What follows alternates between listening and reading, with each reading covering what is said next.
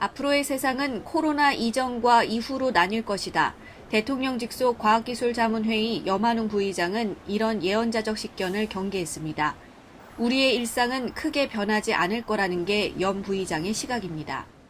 과거에 우리가 이 크고 작은 감염병 사태를 봤을 때는 다시 사실은 사람들이 원래 자리로 잘 돌아간다라는 우리가 교훈을 가지고 있거든요. 비관적으로 볼 필요는 없다라고.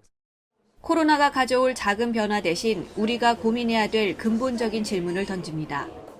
코로나가 아닌 새로운 바이러스들이 계속적으로 동물에서부터 기인해서 올 거라는 걸 우리가 과학자들이 예측을 하고 있다는 거죠. 소위 이 생태적인 파괴에 대한 그 논의가 있어야 되는 건데 이것은 논의가 안 되고 있다는 거죠. 코로나 이후에 어떤 비즈니스 찬스가 있어서 몇 조 원의 마켓이 새로 열릴지도 모르겠지만 우리가 떠안아야 되는 그 손해라는 걸 생각하면 그 이득은 아주 작은 것이고. 한국에서 코로나 백신 개발은 가능할까?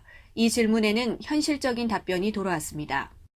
확률이 높지 않다고 보고요. 그러면 새로운 감염병들이 계속 터져 나올 텐데 계속 우리가 그 100개 중에서 4개 정도 만드는 그런 후보 물질을 그런 역량으로 머물러서는 곤란하다. 염 부의장은 정부 R&D 투자는 민간 기업이 하지 않는 기초 공공연구에 집중돼야 한다고 강조합니다. 정부와 민간의 역할이 이제 구분이 돼야 되는데 그러면 정부는 민간이 할 수 없는 일을 해야 되잖아요. 민간이 기초는 하지 않는 거죠.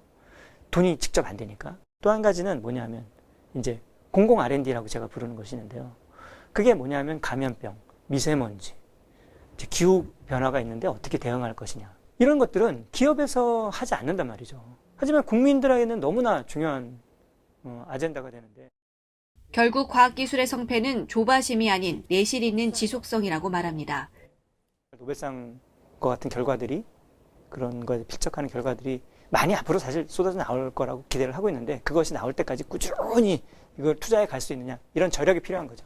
한 5년 정도 해봤는데 뭐 별로 나오는 게 없네 뭐 이런 식의 얘기들로 돌아가서는 이게 곤란.